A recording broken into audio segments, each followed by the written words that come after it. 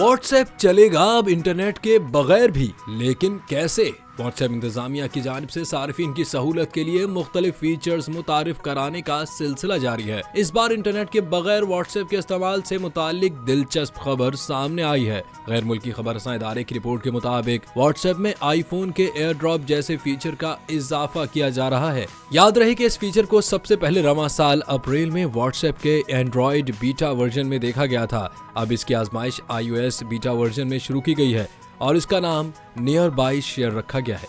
जी हाँ, वाकई internet connection के बगैर भी व्हाट्सएप के जरिए फाइल्स को दीगर स्मार्टफोन से शेयर करना मुमकिन हो जाएगा। सार्फिन के लिए ये फीचर बहुत कारआमद साबित होगा, क्योंकि इसके जरिए नाकिस इंटरनेट कवरेज या इंटरनेट न होने पर भी बड़ी फाइल्स दोस्तों या प्यारों के साथ शेयर की जा सकेंगी।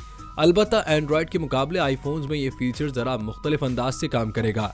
एंड्रॉइड पर ये फीचर एयर ड्रॉप की तरह ही काम करेगा। अभी इस फीचर की आजमाइश बीटा वर्जन में हो रही है, तो अभी ये कहना मुश्किल है कि कब तक इसे तमाम अफराद के लिए मुतारिफ कराया जाएगा।